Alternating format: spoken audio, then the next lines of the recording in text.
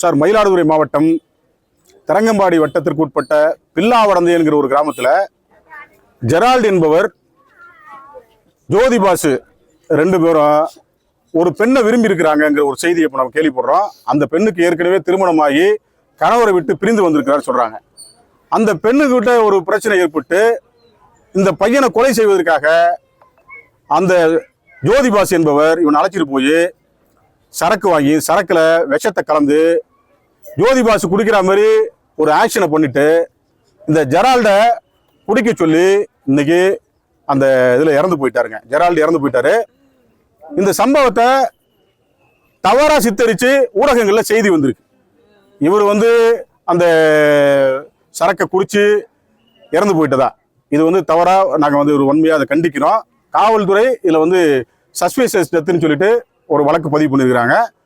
அதை விசாரிக்கின்ற போது தான் தெரிய வருது, இது போல இவனை கொலை செய்வதற்காகவே அந்த பையனை அழைச்சிட்டு போய் ஒரு மருந்து கடையில், நல்லடையில் இருக்கக்கூடிய ஒரு மருந்து கடையில் அந்த டெமக்கரானை வாங்கி அந்த சரக்கில் ஊற்றி இவனை ஃபுல்லாக குடிக்க விட்டு அவன் மட்டும் சாகடிக்கப்பட்டிருக்கிறான். இது முழுக்க முழுக்க திட்டமிடப்பட்ட ஒரு கொலை, ஒரு பெண்ணுக்காக நடந்திருக்கிற ஒரு கொலை. எனவே இந்த செய்தியை இப்போ அந்த பெற்றோர்கள், இறந்து போயிருக்கிற ஜெரால்டனுடைய பெற்றோர்கள், இந்த ஊர்காரங்க, அவருடைய உறவினர்கள், நாங்கெல்லாம் சேர்ந்து இறந்து போயிருக்கிற ஜெரால்டுக்கு நீதி கேட்டு இன்னைக்கு கடலி மெயின் ரோட்ல ஒரு போராட்டத்தை நடத்தி கொண்டிருக்கிறோம். இந்த 2 விதமான கோரிக்கையை வச்சிருக்கிறோம். இந்த வழக்கை கொலை வழக்காக மாற்றப்படணும், இந்த கொலையை செய்திருக்கிற ஜோதிபாசுவை உடனடியாக கைது செய்யப்படும் சொல்லிட்டு காலையிலிருந்து இந்த போராட்டம் இதுவரை தொடர்ந்து நடைபெற்று கொண்டிருக்கிறது. நான் மயிலாடுதுறை மாவட்ட காவல்துறை இதுல எந்த விதமான நடவடிக்கை எடுக்கல, எங்களுடைய கோரிக்கைகளையும் ஏற்றுக்கொள்ளல. ஆனால் இந்த இறந்து போயிருக்கிற ஜெரால்டு உடலை எடுத்துக்கொண்டு மயிலாடுதுறை மாவட்டத்தினுடைய ஆட்சியர் அவர்கள் அந்த அலுவலகத்துக்கு முன்பாக வைத்து ஒரு போராட்டம் நடத்துவதற்கு முற்படுகின்ற போது இந்த மயிலாடுதுறை டிஎஸ்பி இது ஒரு வன்முறை என்று சொல்கிறார். எனவே இந்த பாதிக்கப்பட்டிருக்கிற, இறந்து போயிருக்கிற ஜெரால்டுடைய குடும்பத்திற்கு அரசு உடனடியாக ஒரு நிவாரணத்தை வழங்கணும். அதே போல இந்த கொலைக்கு காரணமான ஜோதிபாசு அவர்களை உடனடியாக கைது செய்யப்படணும். காவல்துறை மெத்தனமா நடந்து கொண்டிருக்கிறது. 2 நாள் டைம் கொடுங்க, 5 நாள் டைம் கொடுங்கன்னு கேட்கிறாங்க. இது முழுக்க முழுக்க திட்டமிட்டு செய்யப்பட்ட ஒரு பெண்ணுக்கான படுகொலை என்பதை இது மூலமாக தெரிவித்துக் கொள்றோம். அதனால நடவடிக்கை எடுக்கப்படும் வரை இந்த போராட்டம் தொடரும். ஜெரால்டு பையனா 2 வருஷத்துக்கு முன்னாடி ஒரு போஸ்ட் வச்சு அமைச்சு கொள்ளைக்க முயற்சி பண்ணாயா.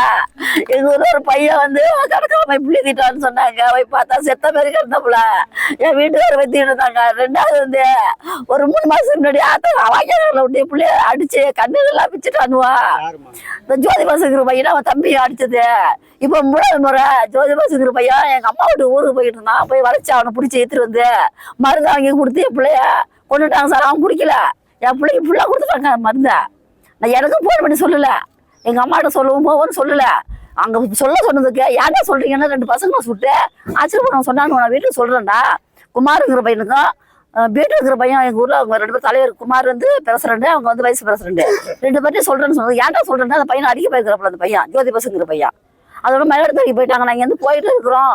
போய் பார்த்தா செத்துறது பார்த்தா பிள்ளைக்கு ஒண்ணுமே இல்லை. என் கையை பிடிச்சி அழுது அவ்வளவுதான். சரியா போயிட்டு உயிர் சரியா போயிட்டு ஐயா. சரியா போயிட்டு